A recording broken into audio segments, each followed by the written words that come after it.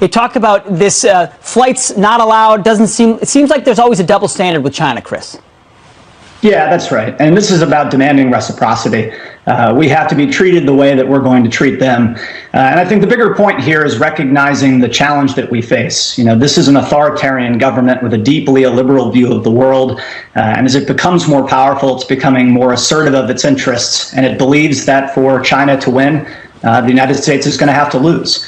And that is a huge problem that I think we've been too slow to recognize the full extent here in the United States. And we need to get a lot clearer in our minds about the nature of the challenge we're dealing with here, because when you look across the board at how China is asserting its influences, becoming wealthier, more powerful, or more technologically advanced, this is a significant challenge to the United States, to our role in the world, and this is especially clear in the military domain, which I write about in my new book. The new book is great. It's called The Kill Chain. In that book, you also write, America has a perfect record in all the war games against China that the Pentagon does. You've been in the halls of power inside the national security establishment. That perfect record is we lose every time to the Chinese in war games. Are we ready for this threat if we needed to be?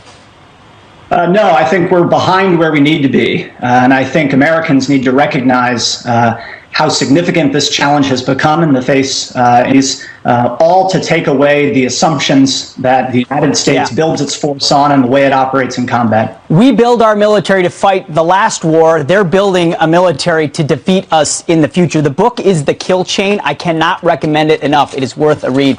Chris Brost. Hour here in Washington, we've just gotten a tweet here in the last hour from Dr. Stephen Hahn, who you know is the commissioner of the FDA. He says, with the country starting to open up this holiday weekend, I again remind everyone that the coronavirus is not yet contained. It is up to every individual to protect themselves and their community. Social distancing, hand washing, and wearing masks protects us all.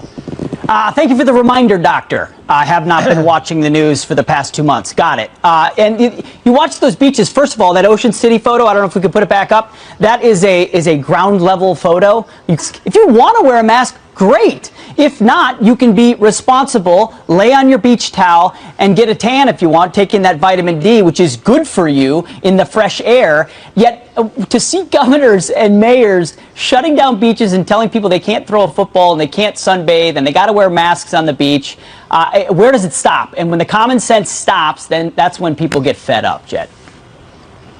Yeah, I also don't know how the expectation could be any different with people having been inside for so long. Good point. The second the weather gets warm and they can run outside, it's only human nature to start to feel claustrophobic and feel like in order for them to just heal mentally and to have their immune system be able to handle anything, like you feel like, oh gosh, I need to get outside. I just need that fresh air. So everyone's kind of on that same page. So of course you're going to see crowds of people. It's inevitable. You're going to see it because all of those crowds were kept inside, and now everyone is feeling that same sentiment of, I have to break free. This is going to happen, and I've been saying forever, it's going to happen whether you open tomorrow, it's going to happen whether you open in 3 months or 6 months. People are craving that just sense of fresh air, sunshine, and all of that nature to kind of help themselves get over all of the mental and physical stuff that they've all been going through for the past X amount of weeks. I have a good idea, though, for Newsom and for Murphy and for Cuomo and de Blasio. You could go to the beach and lay under the blanket.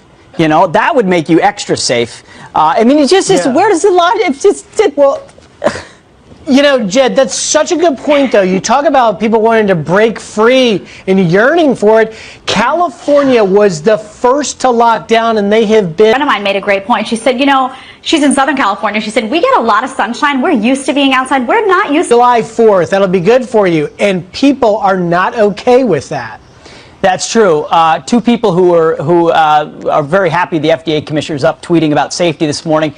Ian Smith and Frank Trombetti, they're co-owners of the Attilas Gym in New Jersey. We've been covering it all weekend long. I was there all week long. I was there on Monday. They responsibly reopened their business to customers who have the choice to go to their business where they're sanitizing it beyond what other businesses are doing. Well, this morning, their business has been not just padlocked, but the locks changed by the state on their own business, pending a challenge in the court, which they did in the dead of night against these two private citizens. They were on our show to work. All they need are leaders that will actually fight for them. Yeah, I mean, these business owners, they're scared and they're angry. They're scared because they have to, this is their livelihood. This is how they feed themselves, their families. And they're angry because they feel that they've been lied to, that they followed the rules, that they were willing to do that. They saw the value in doing that. And that now somehow this is just being extended and they're being given no explanation as to when they're going to be allowed to go back to work to feed their families and get their lives back on track. So it's very sad to see, and I feel their frustration and have a lot of empathy for what they're going through. Representative Jeff Van Drew was on the show and called out state leaders for not letting these businesses reopen. Take a listen to what he had to say. These gyms all have a plan. These stores all have a plan. The casinos have a plan. All these small mom and pop businesses, diners, restaurants, it's so unfair, so wrong. Hair cutteries and places like that. I don't know how to say it in any other language, but I think what we're doing is constitutionally wrong. I think what we're doing is hurting people, and I don't think we're making it better. That's in New Jersey. And Pete, you mentioned that restaurant owner Jim Corey of Jimmy's Roadhouse. He's had it since 1970, and the family set of rules after another. I violated her executive orders on Wednesday, so they documented it, and I believe I had an emergency shutdown or revocation, suspension of my licenses if I opened again on Thursday. I told my staff we're going to be back to being circus animals, jumping through the hoops of our ringmaster in Lansing. Well said. What's the common thread of all these stories we've covered over the weeks? California, Minnesota, Illinois, Michigan, New Jersey, New York. They all have Democrat governors who are obsessed with the power that they now wield, that are happy to reject the Constitution and the inherent rights endowed to us by God, and the citizens be damned. Ultimately, good luck with your lives. And what a reflection of federalism. Yes, there are other states that are too slowly opening up, and we tell those stories too, but at least there's a glimmer of hope that it will open up. Imagine being in a state where there still is no glimmer. It's indefinite. The lockdowns are continuing into the summer. That's why it's reaching a boiling point here, guys. Yeah, we're going to shift over to some election politics right now. Joe Biden keeping himself in the news as usual. Before we talk a little bit more about Joe Biden, though, let's revisit those comments that he made to the Breakfast Club on Friday. Let's take a listen. Listen, you got to come see us when you come to New York, VP Biden. I will. It's a long way until November. We got more questions. You got more questions, but I tell you, if you have a problem figuring out whether you're for me or Trump, and you ain't black. It don't have nothing to do with Trump. It has to do with the fact I want something for my community. I would love to see. Take a look at my record, man. I extended the voting rights 25 years. I have a record that is second to none. The NAACP has endorsed me every time I've run. Come on. Take a look at the record. Well, Charlemagne the God of the Breakfast Club radio show in New York is really having an impact because he actually took a look at that record. And here's what he had to say after that interview about Biden's record. My overall takeaway from the conversation was I heard him, talking about, things that he did for black people back in the day. But, what have you done for me lately is my motto. I see black communities all across America catching hell regardless of who's in the White House because we have a bunch of underlying conditions created by systemic racism that have never been fixed, And like I said before, if you created legislation that hurt, then you have to create legislation that helps. It's just that simple. Like the whole system needs to be dismantled and rebuilt. And he's been a very intricate part of that system. Yeah, just take a look at the record, man. Charlemagne the God has, and he doesn't like what he sees. And oh, by the way, the NAACP does not endorse candidates, so that was also incorrect. They came out with a statement saying that's not true either. We had Jack Brewer on the program. He's the CEO of the Brewer Group. He talked about how this reveals the real Joe Biden. Listen. America can see the real Joe Biden. Hopefully, all of my African-American brothers and sisters, it's time to look in the mirror and have a real soul check to see the man that has really mass incarcerated black men over the last 2.5+ decades. He hides in the closet a lot and has been able to cover up all of his oppressive policies that he's pushed really since he's been in Senate. And it's time for him to answer to black America, keep it real, and stop race baiting. Yeah, and the Trump campaign has pointed out all the policies. Yeah, go ahead. Yeah, you're going to have to just follow up on that, Pete. You're going to have that parallel for voters. They're going to have to look at the policies that Donald Trump has put forth and Joe Biden's record and make that decision about who has been more doing more of a disservice or a service to the African American community and to voters at large, but particularly in this case to the African American community. Yeah, Senator Tim Scott on yesterday, he pointed to the opportunity zones, focusing on the historically black colleges, the historically low unemployment, the criminal justice reform bill that undid what Joe Biden did in 1994. It's a strong platform to stand on. It sure is. We're going to turn to some headlines. Walsh joins us now. Congressman, thanks for being here this morning. Really appreciate it. We're going to throw up some tweets, too, from one of the astronauts, some cool images while you talk. But it seems that Florida is open for business. What is Florida doing right now? Well, we're just letting common sense prevail, Pete. Yesterday, don't tell Griff Jenkins and his mullet, but I was able to get a haircut. And the business owner had washing stations, hand sanitizer. We all wore masks. We kept our distance. The last thing a small business owner wants is for its employees or for its customers to get sick. But we don't need a nanny state in Washington, D.C. telling us how to all kind of have common sense and to slowly, safely reopen. And that's what we're doing. And hey, on the sports thing, Florida loves sports, so whether it's Major League Baseball, NFL, basketball, come on, we're open for business. We might see it. We're happy that some places are open, so the rest of us can watch you be open. SpaceX, though, talk to us about this launch. You're going to be there. How significant is it? This is huge, Pete. This is relaunching America, relaunching our economy. This is tremendous for Florida. I was able to, call the president and talk to him about it. We had him down here for the Daytona 500. You remember the beast circling the track, and now to have him here for this launch.